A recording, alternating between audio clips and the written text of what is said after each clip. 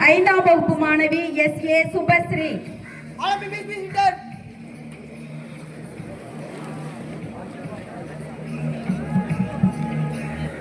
அனைவருக்கும் வணக்கம். என் பெயர் சோஹா சுபஸ்ரீ. நான் 5ஆம் வகுப்பு படிக்கிறேன். சிறந்தே பிறந்த மொழியாகி என் தாய்மொழியாம் செந்தமிழ் மொழிக்கு எனது முதற்கண் வணக்கத்தை தெரிவித்துக் கொள்கிறேன். அனைவருக்கும் வணக்கம். இன்று நாம் அனைவரும் இங்கே கூடி நமது தேசத்தின் பெருமையையும் சுதந்திரத்தையும் ஜனநாயகத்தையும் பறைசாற்றும் இந்த குடியரசு தின திருநாள் டாக்டர் BR அம்பேத்கர் அவர்களால் சட்டம் வகுத்த நன்னாள். மன்னராட்சி மறைந்து மக்களாட்சி மலர்ந்த நாள். எல்லோரும் இந்நாட்டு மன்னர் என்ற பாரதியின் கனவு நனவாகிய பொன்னாள். அனைவருக்கும் இனிய 77வது குடியரசு தின வாழ்த்துக்கள்.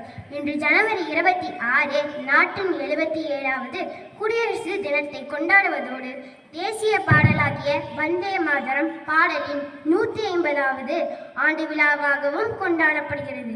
நம்முடைய அரசியலமைப்பு சட்டம் 1950ஆம் ஆண்டு நடைமுறைக்கு வந்தபோதுதான் இந்திய நாட்டின் சுதந்திரம் முழு வடிவம் பெற்றது.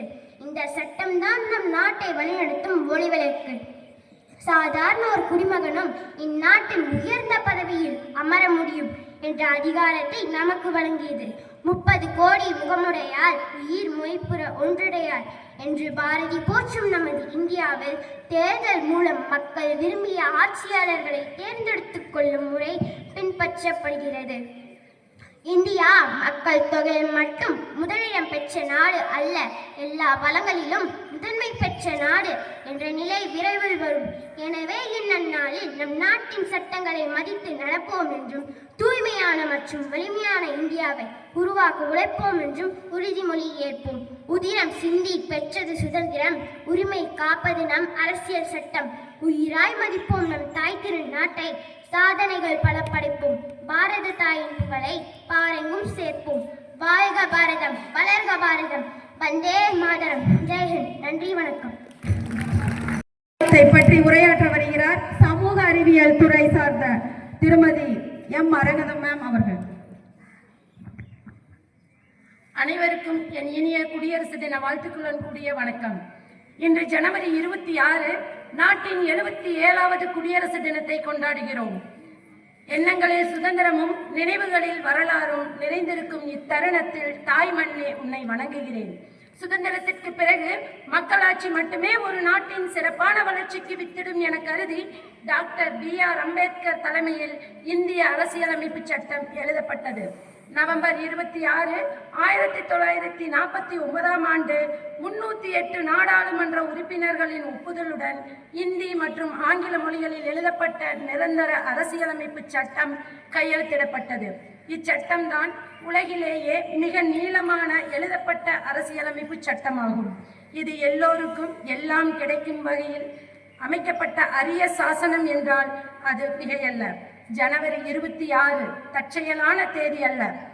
1929ஆம் ஆண்டு லாகூர் மாநாட்டில் பூர்ண சுயராஜ்யம் அறிவிக்கப்பட்டது.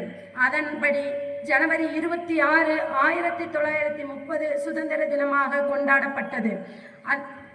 வரலாற்று சிறப்புமிக்க இந்த தேதியே அரசியலமைப்பு அமலுக்கு வரும் நாளாக தேர்ந்தெடுக்கப்பட்டது. 1947 ஆகஸ்ட் 15 இந்தியா சுதந்திரம் பெற்றாலும் உடனடியாக குடியரசாகவில்லை. ஜனவரி 26 1950 வரை பிரிட்டிஷ் மன்னரே அதிகாரப்பூர்வ தலைவர்.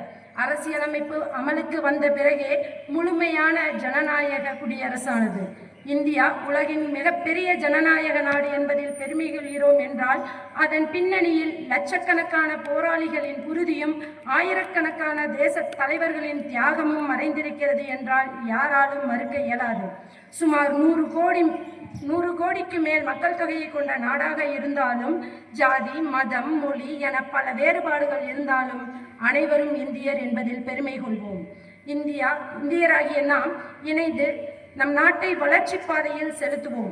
மாணவ செல்வங்களே, உங்களின் இலக்கு நோக்கி கனவு காணுங்கள். மேதகு அப்துல் கலாம் அவர்களின் கூற்றை மெய்யாக்க முற்படுங்கள். ஜெய் ஹிந்த்.